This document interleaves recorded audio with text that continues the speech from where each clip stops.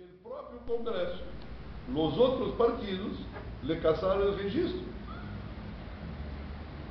Comprende? Un ano, em 47,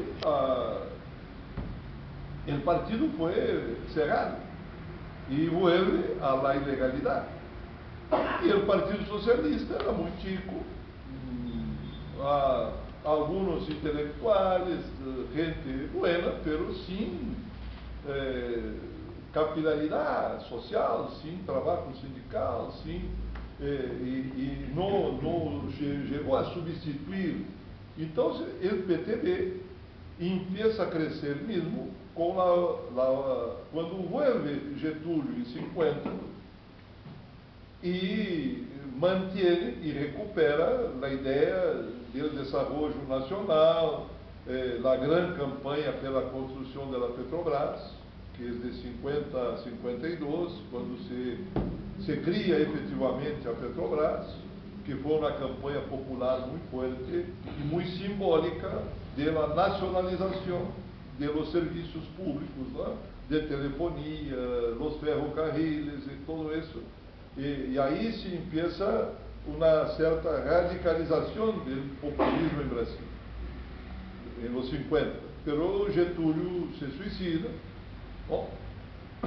Pouco suicídio também da burguesia nacional, ou seja, né? Suicídio de uma burguesia que não quer correr riscos, com projeto que involucrava a emergência das massas populares. A burguesia lhe abandona a Getúlio, ¿no? E o projeto sobrevive pouco mais hasta o golpe de 64, ¿no? E uma transição muito confusa. Jânio Quadros fez uma figura completamente esquisita, esquizofrênica, não? Hace uma política externa pouco independente, internamente muito autoritário, uma política interna muito dura, não? Econômica incluso, de diminuição do salário mínimo. Então, foi eleito pela direita, chegou à presidência com os votos da UDN, ¿no? E da direita brasileira, ¿no? Porque não tinha partido, não tinha, ¿no? Era uma figura muito personalista, e isso é uma transição, ¿no? A direita cresce, o grupo militar que vai dar o golpe intenta ser-lo em 54 e não consegue, intenta ser-lo em 61 e não consegue por uma resistência de Brizola em Rio Grande do Sul, ¿no? Que levanta a bandeira da legalidade, da Constituição, porque se puderam, os militares haviam impedido já a posse de João Goulart como vice, quando Jânio Quadros renuncia à presidência, não? E tentaram de todo, pela resistência de Brizola, garantizou a posse. Pero foi o canto de cisne do PTB.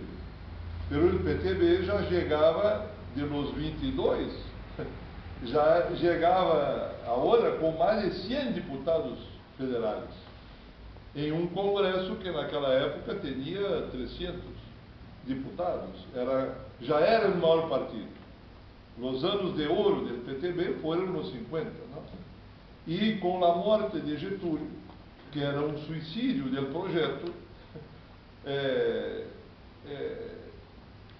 contraditoriamente, o PTB agarra a carta testamento e cresce, não? Pero sim base social para sostener o projeto, não? E isso chega ao golpe de 64, quando João Goulart não resiste, é contra a resistência, aceita sair do governo, não? Brizola está fora de qualquer governo, não tem uma máquina como tinha em 61. A Brigada Militar, a Polícia Militar do Sul, que estava com Brizola em 61, agora estava com outro governo. dividida, ¿no? Y el ejército estaba mucho más unificado, con un proyecto que tuvo apoyo de los liberales, de la UDN, de la derecha, de la prensa, de todo el mundo, de la iglesia, pero que no era un proyecto de la UDN, no era un proyecto liberal o neoliberal, ¿no? Que ni se hablaba eso en los... pero tenía un proyecto propio, que foi um projeto ditatorial, autoritário, comprometido com o campo do imperialismo. A política externa era totalmente subordinada aos Estados Unidos, pero internamente hicieron, de certa forma, o oposto, o contrário de que outras ditaduras, como a de acá, por exemplo, não? Que a ditadura brasileira estatizou mais o país do que Vargas e Brizola juntos, que haviam sido derrubados por el golpe com o argumento que eram estatizantes. Isso, não, uma coisa meio complicada, porque o projeto dos militares de grande potência, não era o projeto da doutrina da segurança nacional e de um Brasil grande potência, não ia a se dar sem telecomunicações, sem petroquímica, sem duplicar, triplicar a Petrobras, sem a busca de controle dos minérios, sem a indústria bélica, não? O Brasil passou a ser aviões. A Embraer hoje, disputa aí internacionalmente. A Embraer nasceu allí. A Ingesa e outras fábricas que depois os neoliberales cerraram.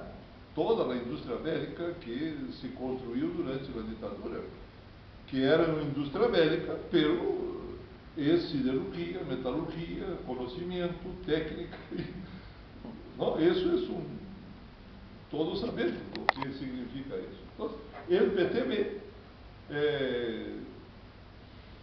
de certa forma, porque era também contraditório, tinha gente como um dos senadores era o viejo Hermínio de Moraes, que é o grupo Votorantim, que é um dos maiores grupos econômicos do país.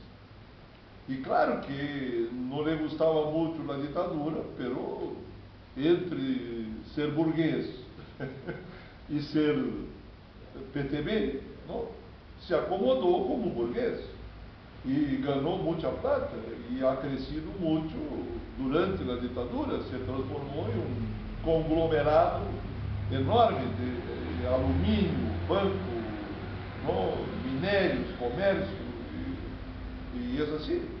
¿No? Entonces, el PTB no ha dejado, ahí sí hay una gran diferencia, no ha dejado la ideología del peronismo acá. Eso es una diferencia muy grande, ¿no? Y Brizola, que intentó recuperar eso, não era algo completamente irreal, não, a ponto que Dilma entrou nesse projeto. Depois da luta armada, Dilma Araújo, seu companheiro, que também venia da luta armada, apostaram no PDT. Eles tinham a tese de que não havia como recuperar a esquerda brasileira sem passar por a experiência do laborismo. Por isso se foram ao PDT com Brizola. Não?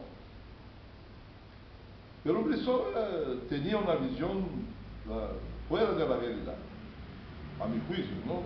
Era um tipo muito bueno, companheiro de luta contra a ditadura. Nós estamos aliados com o PDT, pero aliados. É outra coisa. Brizola estava convencido e eu tive a oportunidade de fazer uma entrevista com ele no exílio.